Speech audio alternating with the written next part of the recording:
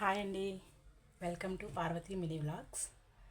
నేను మొన్న మామిడికాయ పచ్చడి వీడియో ఒకటి పెట్టానండి, అప్లోడ్ చేశాను. కానీ ఆ రోజు మామిడికాయలు పచ్చడి పెట్టాను, కానీ ఎంత ఏంటి అని కొలతలు ఏం చెప్పలేదు. ఈరోజు నేను అవి చెప్తాను. ఈరోజుకి నేను 6 రోజులు ఈ మామిడికాయ పచ్చడి పెట్టి ఆ రోజంతా కలిపి పెట్టుకున్నాను కదా. ఈ రోజుకి ఇలా ఉంది, మంచిగా ముక్కంతా పట్టేసి ఆయిల్ అంతా పైకి వచ్చేసింది చూడండి. ఉప్పు కారం అంతా మంచిగా పట్టేసి మంచిగా ఆయిల్ అంతా పైకి వచ్చేసింది.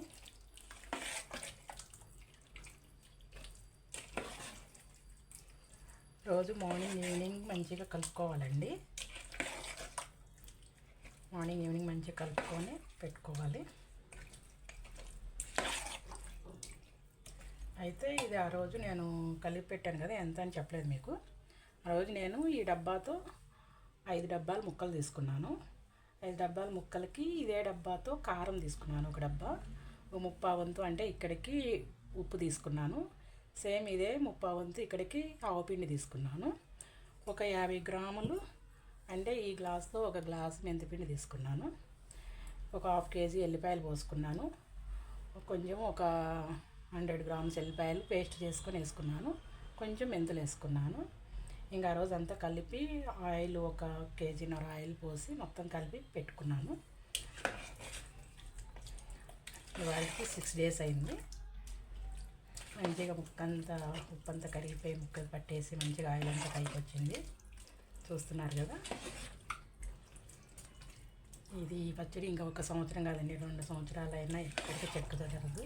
మంచిగా ఫ్రిడ్జ్లో పెట్టుకుంటే ఇదే కలర్తో మంచిగా చాలా బాగుంటుంది. ఇంక దీన్ని తీసి మనం డబ్బాలో పెట్టుకుందాం.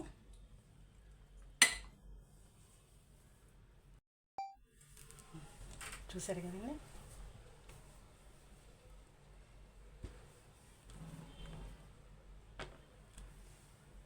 అయిపోయింది మా మామిడికాయ పచ్చడి. వేడి వేడి అన్నంలో ఇట్లా మామిడికాయ పచ్చడి వేసుకొని కలుపుకొని తింటే చాలా బాగుంటుంది. నా మామిడికాయ పచ్చడి కనుక మీకు నచ్చితే సబ్స్క్రైబ్ చేసుకొని లైక్ చేసి షేర్ చేయండి. Thank you.